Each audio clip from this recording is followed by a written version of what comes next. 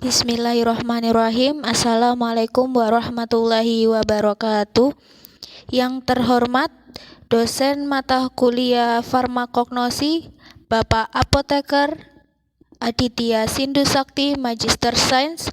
Perkenalkan, kami di sini dari kelompok 2 akan mempresentasikan hasil diskusi kami mengenai enzim papain dan enzim seratiopeptidase. Berikut adalah nama kelompok kami. Yang pertama yakni Lailia Galuh Pradikawati, Mega Emilia Tiarasari, Muhammad Adam Firmansyah, Amirus Syaifuddin, dan Eva Fitria Rohmawati.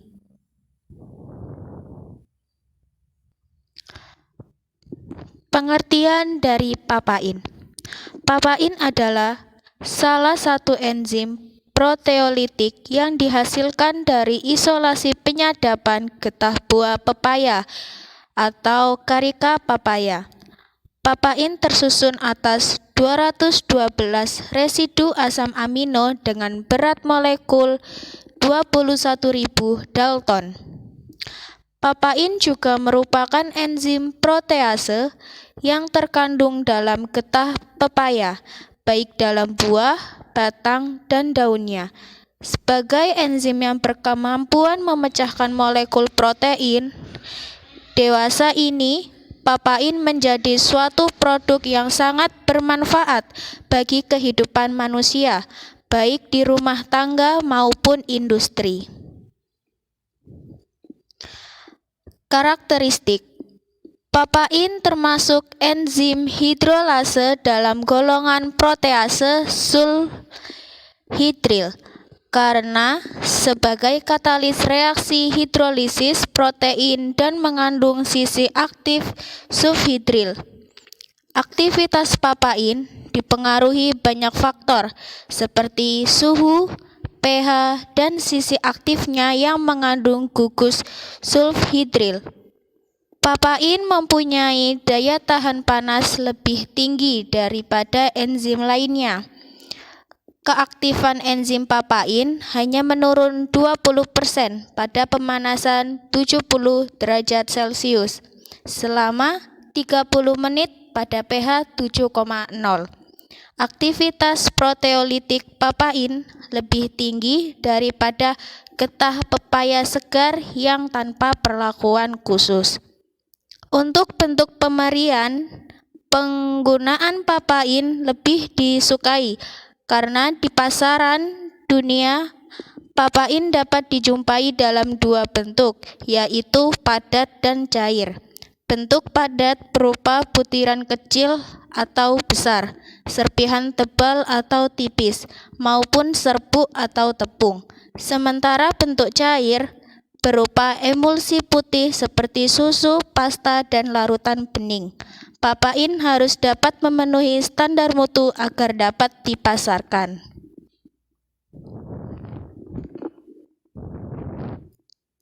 Selanjutnya yakni cara memproduksi enzim papain. Untuk memproduksi papain, bahan baku yang perlu disiapkan adalah getah pepaya, sementara bahan penolongnya berupa air dan sulfit. Air yang digunakan sebagai pengencer getah pepaya, sedangkan sulit digunakan sebagai pelarut bahan kimia. Air digunakan. Proses produksi enzim papain yakni sebagai berikut. Yang pertama adalah pengambilan getah buah. Pengambilan getah buah dilakukan pada buah yang sudah berumur 2,5 sampai 3 bulan.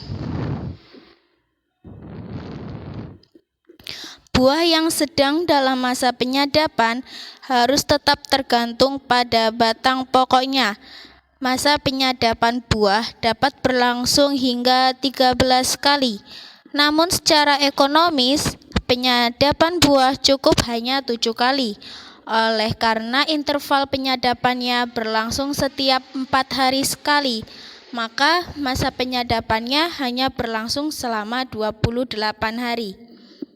Waktu yang tepat untuk melakukan penyadapan adalah pagi hari sebelum matahari terbit, sekitar pukul 05.30 sampai jam 8, atau pada sore hari sebelum matahari terbenam sekitar pukul 17.30 sampai 18.30. Penyadapan dilakukan dengan cara menorehkan alat sadap pada kulit buah, mulai dari pangkal menuju ujung buah. Kedalaman torehannya antara 1 sampai 2 mm. Kedalaman ini perlu diperhatikan agar luka torehannya dapat cepat sembuh. Banyak torehan setiap buah cukup 5 torehan dengan jarak antar torehan 1 sampai 2 cm. Setelah ditoreh, getah yang keluar dari buah segera ditampung dalam alat tampah penampung getah yang sudah dirancang khusus. Tampah ini sudah diletakkan pada batang tanaman. Oleh karena hanya berupa anyaman bambu, maka ada banyak lubang pada tampah tersebut. Agar getah tidak banyak terbuang melalui lubang, sebaiknya alas tampah tersebut diberi plastik. Untuk selanjutnya akan dilanjutkan oleh teman kami, yakni Mbak Lailia.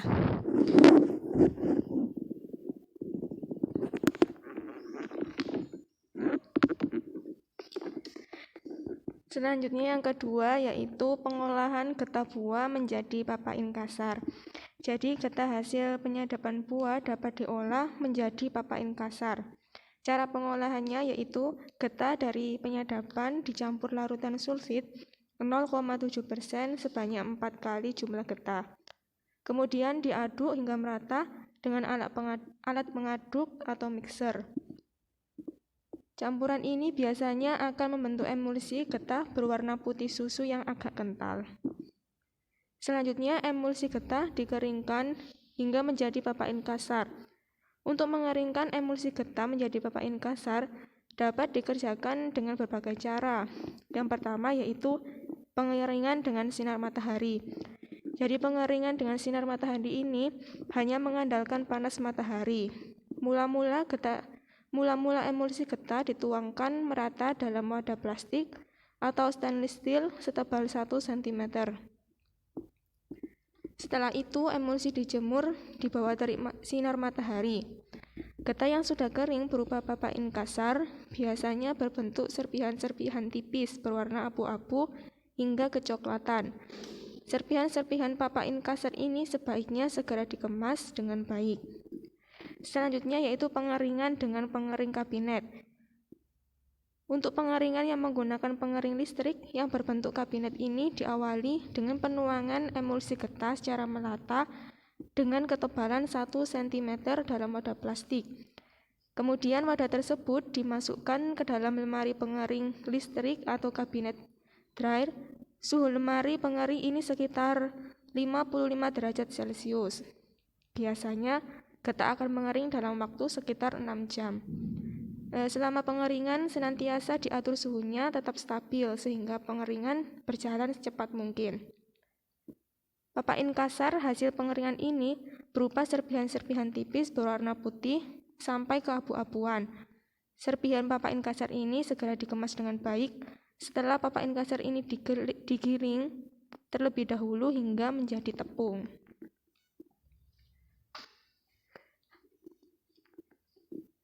Selanjutnya yaitu jenis papain. Yang pertama yaitu papain kasar. Jadi papain kasar ini getah pepaya segar yang langsung dikeringkan tanpa perlakuan sebelumnya kecuali penambahan antioksidan. Selanjutnya papain bersih. Papain bersih ini getah segar yang sudah diberi perlakuan seperti pemisahan kotoran, batang, daun, dan serangga yang selanjutnya dikeringkan menjadi papain. Kemudian papain murni. Getah pepaya setelah dibersihkan dari benda asing dan zat yang bukan enzim. Kemudian pepaya sebagai sumber papain. Jadi enzim papain ini berasal dari buah pepaya, sedangkan kandungan tertinggi papain terdapat pada buah pepaya muda. Pepaya tergolong dalam famili Saricaceae dan khas tumbuh di negara tropis. Lebih dari 50 jenis asam amino terkandung dalam getah buah pepaya muda, antara lain asam aspartat, treonin, serin, asam glutamat, prolin, glisin, alanin, valin, dan lain-lain. Dalam getah pepaya yang masih muda terdapat 3 jenis enzim, yaitu enzim papain, kimopapain, dan lisozim. Keistimewaan enzim papain dalam hal ini yaitu mempunyai kestabilan yang baik pada larutan yang mempunyai pH 5, memiliki keaktifan sintetik serta daya tahan panas yang lebih tinggi dari enzim lain.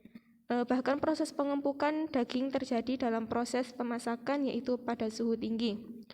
Di samping itu, enzim papain memiliki kemampuan membentuk protein baru atau senyawa yang menyerupai protein disebut dengan plastein dari hasil hidrolisis protein. Kemudian yang selanjutnya akan dilanjutkan oleh Mbak Eva. Selanjutnya adalah manfaat papain. Yang pertama, pelunak daging. Papain digunakan sebagai energi bahan bakar untuk melunakkan daging dapat dihemat sehingga terjadi penurunan biaya produksi. Selain itu, daging dari hewan ataupun dapat menjadi lunak kalau menggunakan papain. Papain sebagai pelunak daging dalam kurung meter derizer banyak diperdagangkan dalam kemasan kecil sesuai kebutuhan rumah tangga. Yang kedua, pembuatan konsentrat protein. Papain dapat digunakan sebagai bahan penghancur sisa atau buangan hasil industri pengalengan ikan menjadi bubur ikan atau konsentrat protein hewan. Ini digunakan untuk keperluan bahan pakan ternak dan ikan atau bahkan untuk diolah menjadi kecap. Dengan kondisi keasaman bisa disebut pH, suhu yang tepat, papain pun dapat digunakan pada sumber protein nabati seperti bungkit kacang-kacangan sehingga menjadi konsentrat protein nabati. Yang ketiga, pelembut kulit pada industri penyamakan kulit. Papain sering digunakan untuk melembutkan kulit. Kulit yang lembut dapat dibuat sarung tangan, jaket, bahkan kaos kaki. Di negara beriklim dingin, pakaian datri kulit lebih banyak dipilih dibanding dari bahan plastik atau serat sintesis karena dapat memberikan rasa hangat, nyaman, dan lebih kuat. Yang keempat, anti dingin papain. Papain berperan dalam industri bir. Bahan tersebut mengandung senyawa polifenol protein yang akan terlarut dalam bir hasil fermentasi. Namun, kalau distribusi dan penyimpanannya berlangsung cukup lama atau suasana sekitarnya dingin karena iklim atau sengaja didinginkan, maka senyawa tersebut akan terpisah dan mengendap, yaitu berupa dispersi padatan yang sangat halus melayang di seluruh cairan bir. Endapan ini tampak seperti kabut putih sehingga dapat mengurangi mutu dan selera dari bir tersebut. Dengan penambahan papain saat akan dibotolkan, senyawa protein tersebut akan tetap terlarut atau stabil walaupun suasananya dingin atau disimpan cukup lama. Itulah sebabnya papain sering disebut sebagai obat anti dingin atau stabilizer. Yang kelima, bahan obat dan bahan kosmetik. Papain dapat digunakan sebagai bahan aktif dalam preparat farmasi, seperti untuk obat gangguan pencernaan protein, serta obat cacing. Berhubungan dengan pembedahan, papain pun digunakan sebagai obat pengendalian inflamasi. Papain dapat juga digunakan sebagai bahan aktif dalam pembuatan krim pembersih kulit, terutama kulit maka. Ini disebabkan papain dapat melarutkan sel-sel mati yang melekat pada kulit dan sukar terlepas dengan cara fisik. Noda atau plek pada muka dapat dikikis oleh papain sehingga menjadi halus. Selain itu, papain juga sering dijadikan bahan aktif dalam pembuatan pasta gigi karena dapat membersihkan sisa protein yang melekat pada gigi.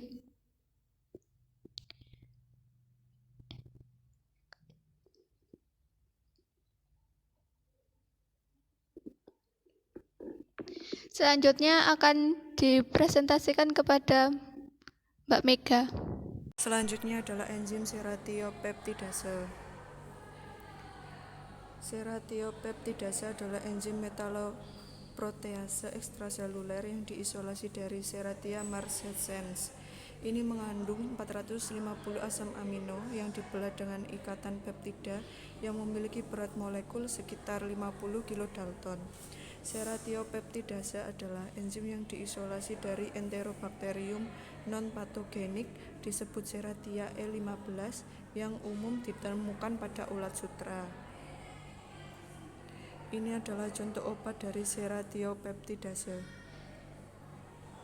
Sinonim dari seratiopeptidase adalah serapeptase dan seratiopeptidase. Sumber biologis. Seratiopeptidase adalah enzim proteolitik yang diisolasi dari enterobakteri non-patogenik Serratia E15.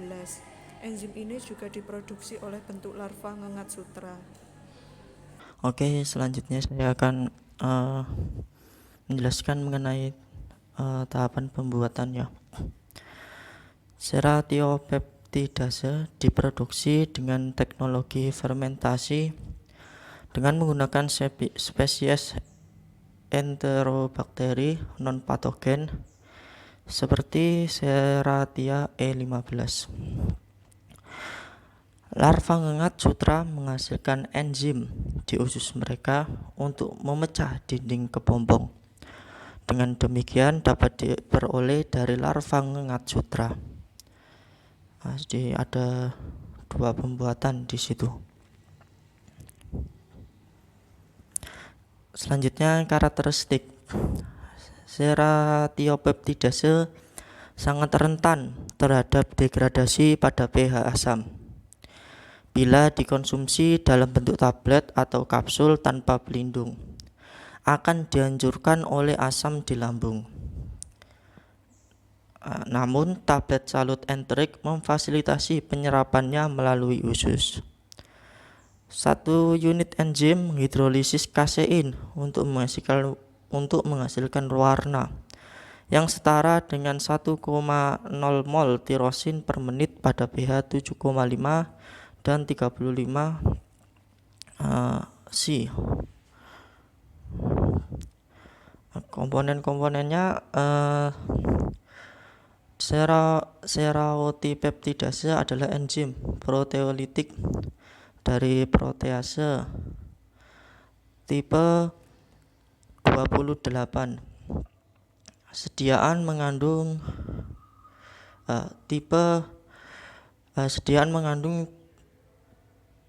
7,1 unit per miligram padatan.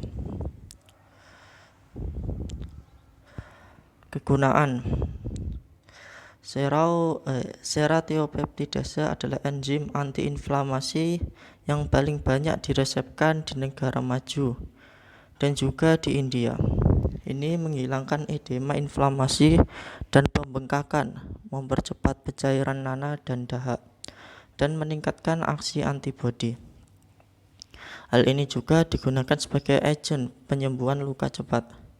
Ini terbukti menjadi alternatif yang unggul untuk obat antiinflamasi non-steroid yang secara tradisional digunakan untuk mengobati reumatoid, artritis, dan osteoartritis. Ini memiliki aplikasi luas dalam operasi trauma, operasi plastik, pengobatan pernafasan, kebidanan, dan ginekologi. Oke, mungkin itu dari kelompok saya. Mohon maaf jika banyak kekurangannya. Terima kasih. Assalamualaikum warahmatullahi wabarakatuh.